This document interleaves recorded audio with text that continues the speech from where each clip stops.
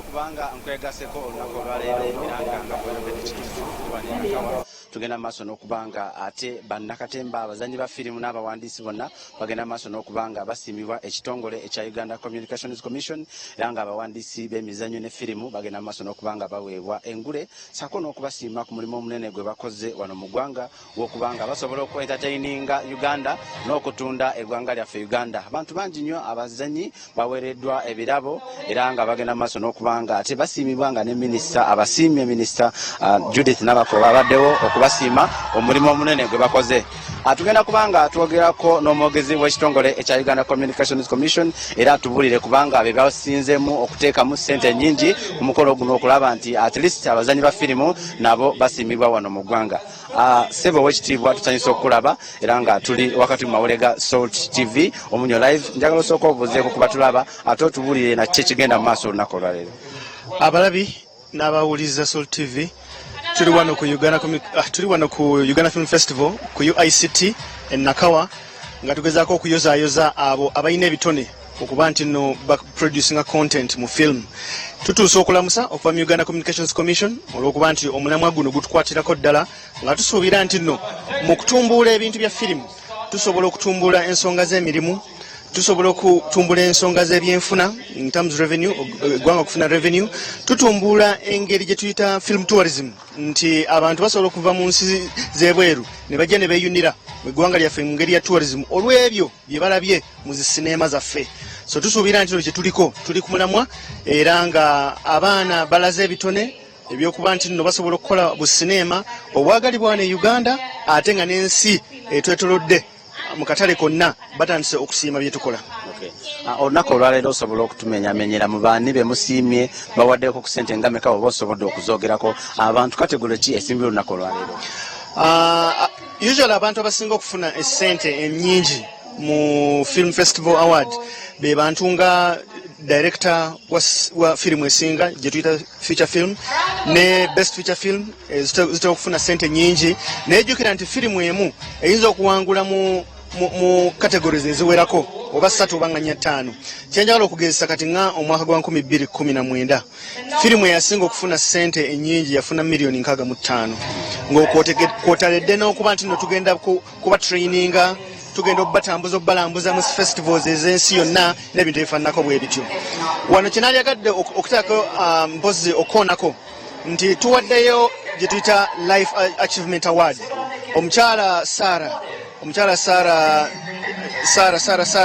erinnya ddala ligenze afunye engule eya Life Achievement Award. Engule eyo nkulu ejiddeko package nti agenda kuba nti asobola okulambula national park yonna gy'ayagala mu ggwanga muno ne bbaawo oba n'abantu be nga ffe aba Uganda Communications Commission ffe tugenda okusasula okubeerawo okwe ng'akola okulambula okwo. Lwaki tukikola nti no twagala ate kutumbula ebyobulambuzi wadde nga tutumbula ebintu bya sineema. So essente weeziri abantu bafuna $5 million, $10 million, $10, $15, $18 ne paka $20.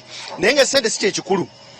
Kisinga obukulu kuba nti no abantu tubasobodde okubateeka ku platform basobole okuba nti balaga ensi ki gye tulinawo ate kibawe ne beetu okugenda okuvuganya mu nsi endala mu festivals endala. Tulabye firimu zaffe nnyingi mu mwaka 2019 firimu za Uganda 65 zagenda mu festivals mu nsi ezitwetoolodde ate firimu 25 ne ziwangula engule. Kitukulaga nti nno quality omutindo gwa sinema yaffe etandise okulinnya ate tulina ogyenyumikizaamu.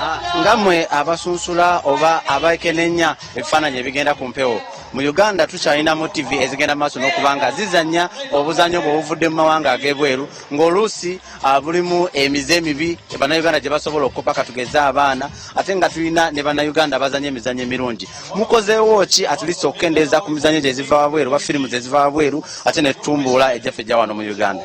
Bintu bibiri ebikoleddwa. Okusookera ddala tulina amateeka oba gye tuyita legal and regulatory framework. Etteeka eyo mubeeramu emitindo abantu ba TV gye balina okugoberera woze tuyita minimum broadcasting standard. Ezo zigezaako okutangira ebintu ebya swakaba okuba nti bigenda ku ntimbe za TV.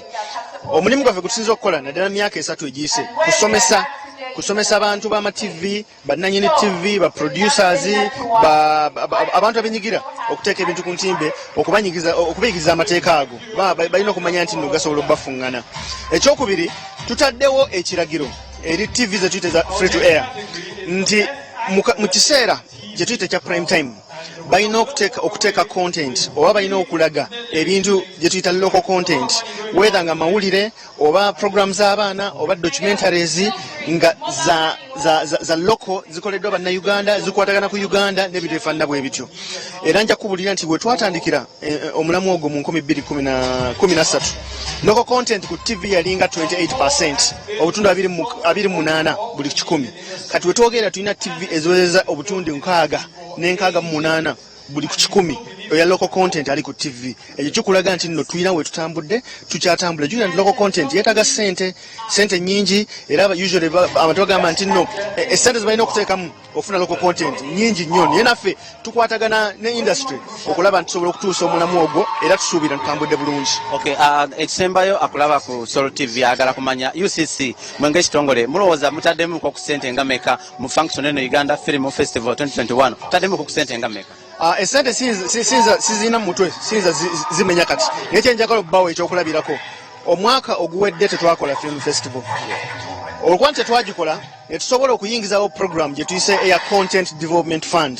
Ne tuteekawo ensawo abantu abayenyigira mu kukola content ali loko mu bayinza okufuna akasente nga grant basobole okuteeka mu content olwokuba nti no beetaaga nsimbi.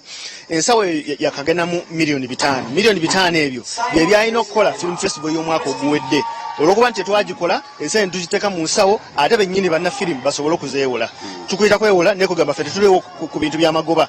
Esente zibaweebwa basobole okuziteeka mu content kasita tuba nga tutumbula omutindo gwa sinema ffe tubeera bulungi. So tugenda tufaayo nnyo okulaba nti nno kyetutaddemu kiikyo naye tukwatagana ne ba partners. Ku luno ojja kulaba nti mulimu company nga MultiChoice nabo bataddemu sente nnyingi, tulina company nga MTN nabo bataddemu sente nnyingi.